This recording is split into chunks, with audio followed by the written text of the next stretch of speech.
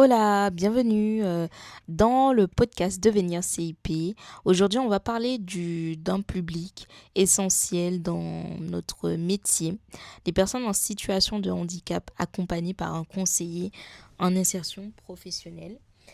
C'est un accompagnement qui demande beaucoup d'adaptation, de coordination et surtout une vraie posture humaine. De quoi parle-t-on? Quand on parle de handicap, on parle de situations très variées. Il y a différents types de handicap, dont les handicaps physiques, sensoriels, psychiques, cognitifs, chroniques ou des situations temporaires de handicap. Chaque personne a un parcours différent, donc il n'existe pas une seule manière d'accompagner en tout cas, si c'était la réponse que vous cherchiez en écoutant ce podcast. Mais plutôt le rôle du CIP dans l'accompagnement.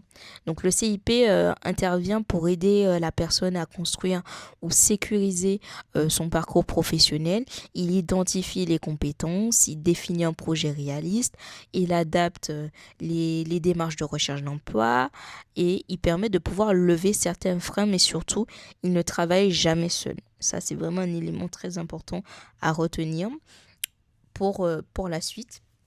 Donc, l'accompagnement des personnes en situation de handicap repose beaucoup sur le travail en partenariat avec les médecins du travail, les structures spécialisées, les référents handicap, les dispositifs d'accompagnement spécifiques et parfois les employeurs directement aussi également. Le CIP joue un rôle de coordination et d'orientation. Un point clé du métier, c'est l'adaptation du projet. Donc les horaires adaptés, l'environnement du travail accessible, rythme compatible avec la santé, l'aménagement de pause si besoin ou reconversion si nécessaire. L'objectif est toujours le même, c'est-à-dire de permettre une insertion durable et réaliste dans cet accompagnement. Il est important de lutter contre certaines idées reçues comme le handicap empêche de travailler, il n'y a pas de solution, les employeurs ne recrutent pas. En réalité, beaucoup de solutions existent, des dispositifs d'aide aussi également, un accompagnement spécifique, des aménagements de postes sont possibles, des entreprises engagées aussi pour lever en fait ces idées reçues aussi également et freins. Le rôle du CIP, c'est aussi de rétablir ces possibilités-là. Travailler avec ce public demande d'être du coup à l'écoute, d'être patient, la discrétion, d'avoir la capacité d'être discret aussi également, et puis une grande capacité d'adaptation. Donc chaque situation est unique, et donc l'accompagnement l'est aussi également.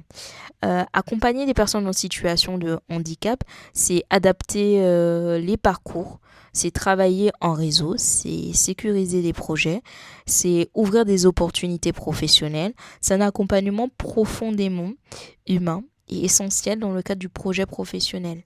Merci d'avoir écouté ce podcast, Devenir CIP. Si cet épisode t'a aidé, je t'invite du coup à le partager, à noter en likant, t'abonnant bien évidemment. Pour tous les renseignements que je vous donne, abonnez-vous là. Et retrouvez-moi sur mes différents réseaux qui sont TikTok, Instagram et YouTube, Devenir CIP, Laurine. Et vous retrouvez en fait mes coordonnées aussi également en barre d'infos. Je vous fais des énormes bisous, je vous dis à bientôt. N'hésitez pas en commentaire à me dire votre avis. Et puis on se fait des énormes bisous.